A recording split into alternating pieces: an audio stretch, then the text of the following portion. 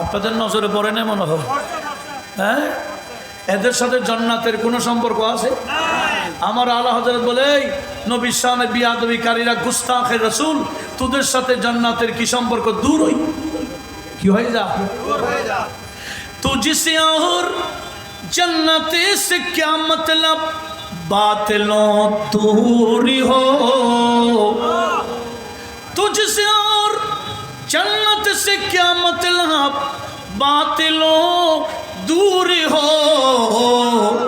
हम रसूलुल्लाह के, हम रसूलुल्लाह के, जन्नत रसूलुल्लाह की, हम रसूलुल्लाह के, जन्नत रसूलुल्लाह की।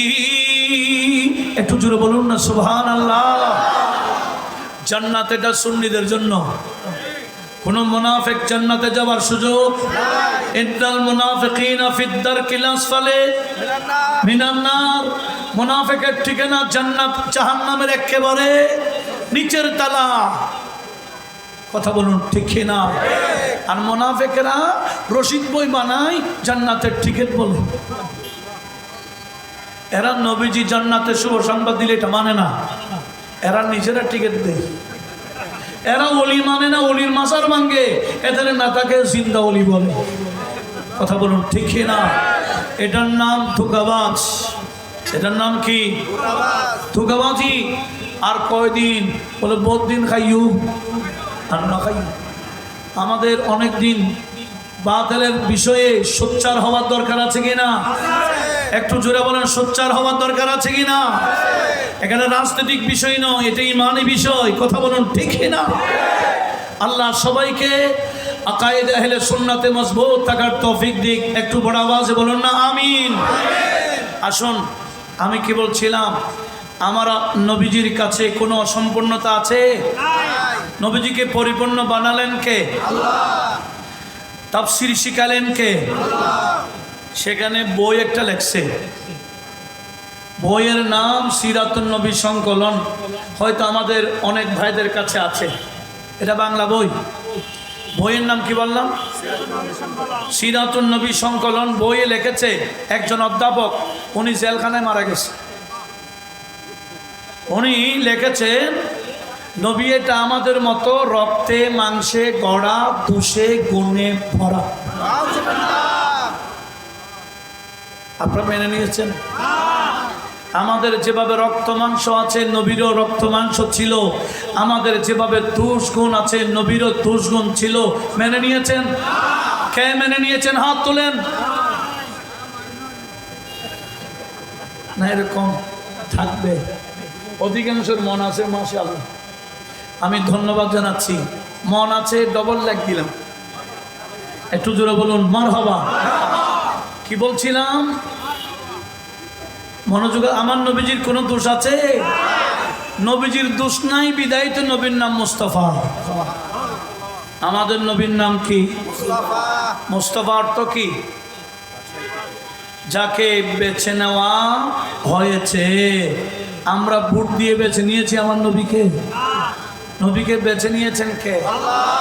তাহলে আল্লাহর বেছে নেওয়ার মধ্যে ত্রুটি থাকতে পারে? আল্লাহর বেছে নেওয়ার মধ্যে ত্রুটি থাকতে পারে? সেজন্য আলা হযরত অনুবাদ করতেছেন, জাতে হুই ইন্তিখাব ওয়াসিফে হুয়ে লাজবাব, জাতে হুই ইন্তিখাব ওয়াসিফে হুয়ে লাজবাব, নামে হুয়া মুস্তাফা, নামে হুয়া মুস্তাফা, তুম পে করো দরুদ, तुम पे करोड़ों दुरूद। तुम पे करोड़ों तो বলবেন না? একটু বল। শুধু মুস্তাফা জানের রহমত পে লাখো সালাম জানলে হবে না। এটা যেভাবে লাখো সালাম আলা হযরত শিখিয়েছেন, আলা হযরত করোড়ো দুরুদও শিখিয়েছেন। লক্ষ লক্ষ সালাম, কোটি কোটি দুরুদ। काबे के बदरो दुजा, काबे के बदरो दुजा, तुम पे करोड़ों दुरूद, तुम पे करोड़ों दुरूद। तैबा के शम्सो दुहा, तैबा शम्सो दुहा तुम पे करोड़ों दुरूद, तुम पे करोड़ों दुरूद, तुम पे करोड़ों दुरूद। सलातुनिया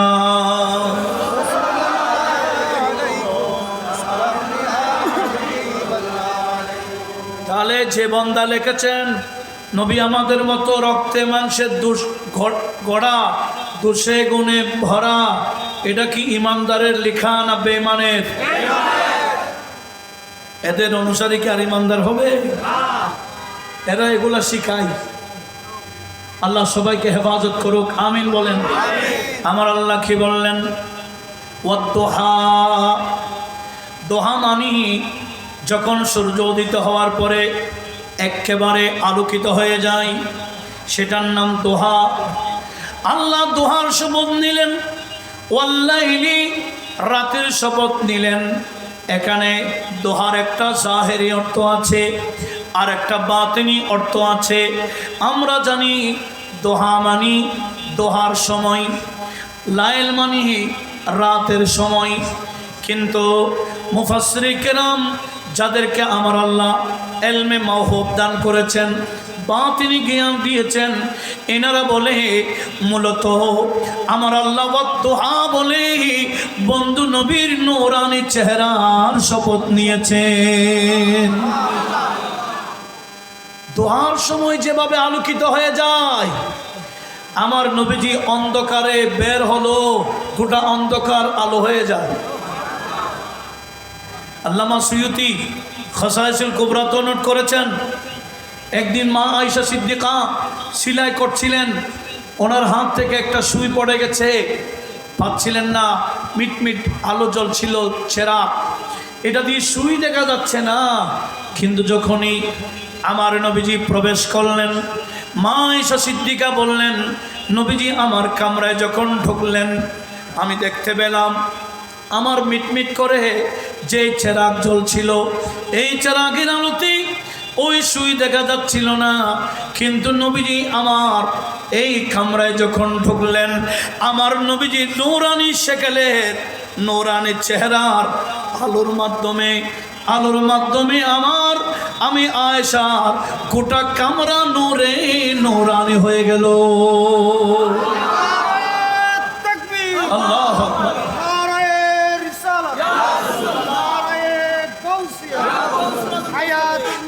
জিন্দাবাদ। চেহারা দোহা মানে দোহার সময় হতে পারে, এটা জাহেরি। বাতিন অর্থ কি? আল্লাহ বলেন, বন্ধু আমার, আমি আপনার নূরানি চেহারার শপথ নিলাম। আমাদের নবীর চেহারার সাথে কোনো চেহারা মিল আছে? এটা কেমন চেহারা?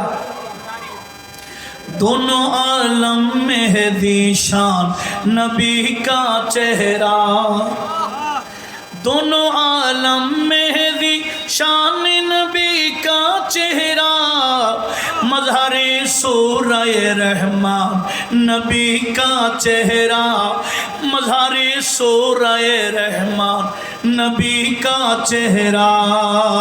एक तो बड़ा आवाज बोलून मरहबा।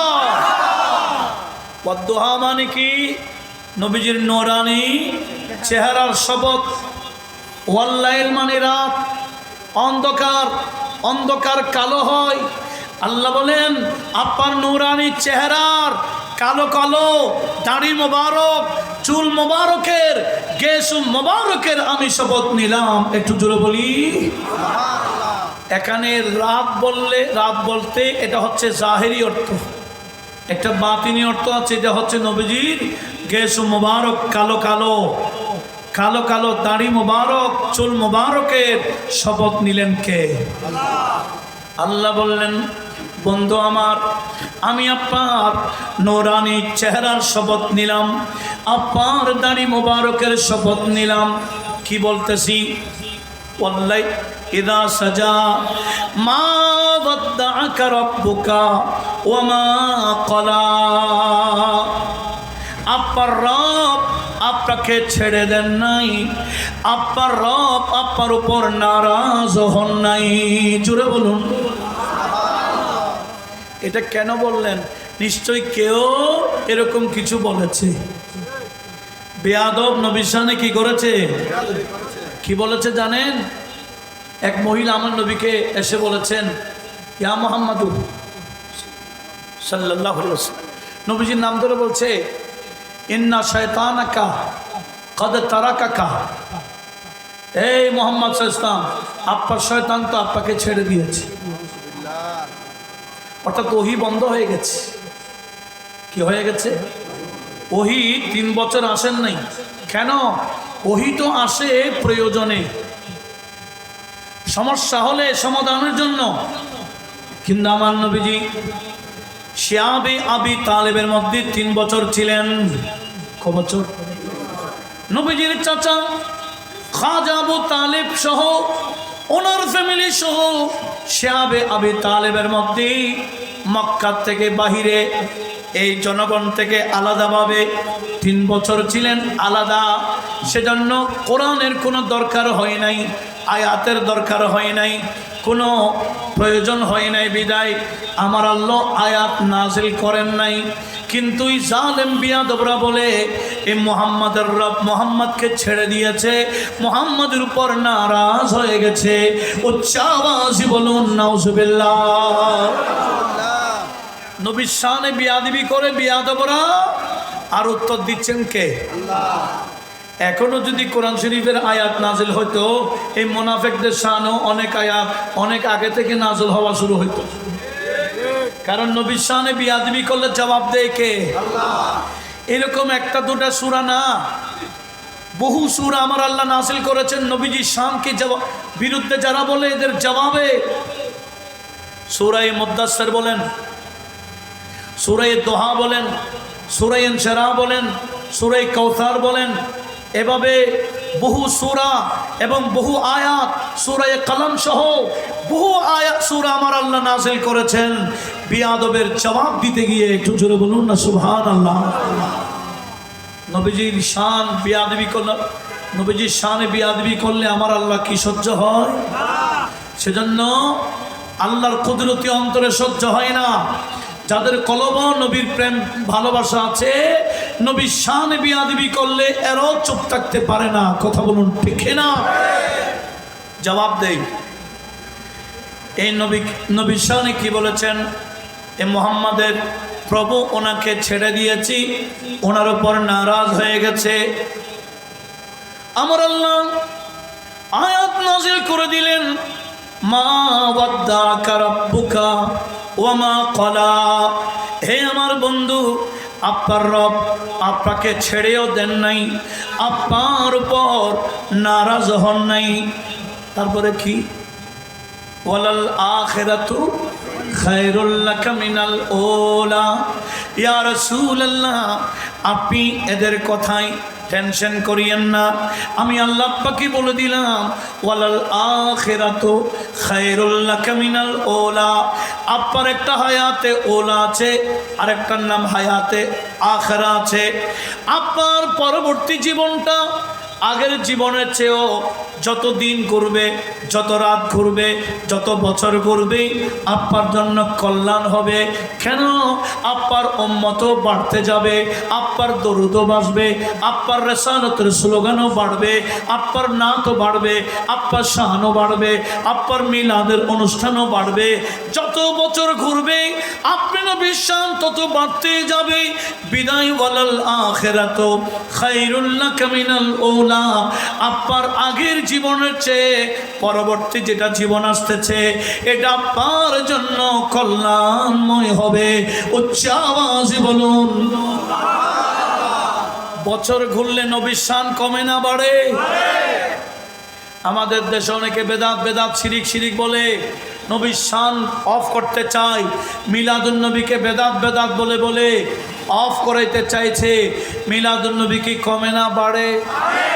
শুধু জুলুস কমে। আরই জুলুস কমে, বছরে বছরে জুলুসও। এটা নবীর শান, এটা নবীর শান বাড়ায় কে? যত বাড়াতে বাড়াতে কিয়ামতের ময়দানে আমার আল্লাহ নবীর শান ফাইনাল ভাবে দেখাবে। কথা বলুন ঠিক কিনা? এই দুনিয়াতে বাড়াতেই আছেন, আখিরাতে এমন বাবা বাড়াবেন সেখানে মুনাফিকরা কপালে হাত মারবে, হ্যাঁ রে এই নবীজির শান তো বুঝি নাই, এই নবীর বেদাত, এই নবীজির শানে পতাকা নিলে বেদাত বেদাত চিল্লাইছিলাম, এই পতাকা দেখতেছি কিয়ামতের ময়দানে উঠতেছে।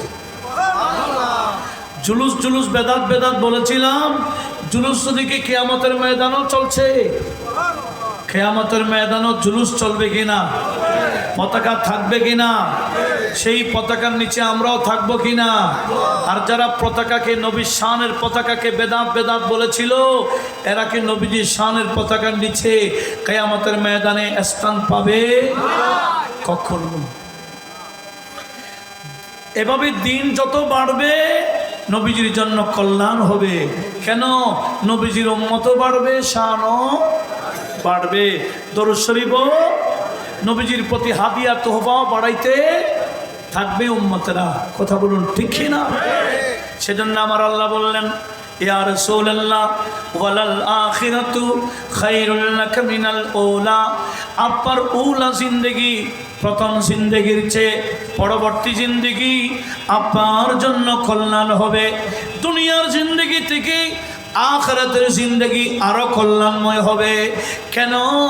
আপনি তো দুনিয়াতে ভালো করে খান নাই, ভালো করে কোনো ধরনের আয়েশ করেন নাই, কিন্তু আখিরাতে আপনি নবীর জন্য আমি আল্লাহ হাজার হাজার জান্নাতের মধ্যে হাজার হাজার প্রসাদ রেডি করে রেখেছি।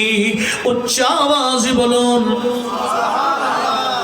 এই আয়াতের ব্যাখ্যাতে রয়েছে, প্রায় তাফসীরে আছে, আমার নবীজির জন্য আমার আল্লাহ কসর বানাবেন, একটা দুইটা নাই, হাজার হাজার আলফ আলফ কসর।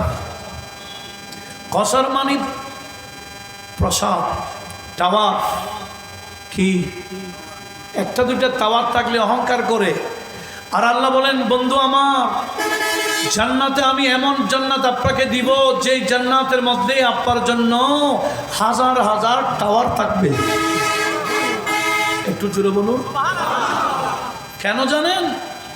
যারা আপনাকে ভালোবাসতো, আপনাকে মহব্বত করতো, আপনি ওই টাওয়ারে এদেরকে ঢুকাইতে পারবেন। সেজন্য আমার নবীজি বলেছেন, মান আহাব্বা সুন্নতি ফাকাদ আহাব্বানি ওয়া মান আহাব্বানি কানা মাই ফিল জান্নাহ। যে আমাকে মহব্বত করবে আমার সুন্নত পালন করার মাধ্যমে, আমি নবী বলে দিলাম কানা মাই ফিল জান্নাহ, সে আমার সাথেই জান্নাতে থাকতে পারবে। নবীজির সাথে কেমনে থাকবেন? আল্লাহ বলেন, বন্ধু টাওয়ার তো একটা নয়, হাজার হাজার প্রসাদ থাকবে, যাকে ইচ্ছা আপনি ওই টাওয়ারের মধ্যে স্থান দিতে পারবেন। আমরা তো মনে করি দুনিয়াতে টাওয়ার বানাইলেই এটাই কামিয়াবি, কিন্তু অনেক বান্দারা টাওয়ার রেডি করতেছে ঠিক, এক রাতও টাওয়ারে থাকতে পারে নাই, হায়াতের বাজেট শেষ। এরকমও বান্দা আছে কি না? নবীজি, আমার নবীজির কাছে প্রস্তাব দেওয়া হয়েছিল, হাদিস তিরমিজি শরীফে রয়েছে, ইয়া রাসূলুল্লাহ, আপনি যদি বলেন এই উহুদের পাহাড়টাকে আমি আল্লাহ স্বর্ণ বানাইব, আর আপনি উহুদ পাহাড়কে যেদিকে যেতে বলবেন ওই পাহাড় আপনার আনুগত্য স্বীকার করবে, এই গোটা পাহাড় স্বর্ণের পাহাড় বানাই দিতে পারি, এই পাহাড় পরিমাণ স্বর্ণের মালিক আপনি হতে পারেন। বিশাল টাওয়ারের, বিশাল পাহাড়ের, স্বর্ণের পাহাড় নবীকে বানাবেন বলেছেন, অফার দিয়েছেন কে? আল্লাহ।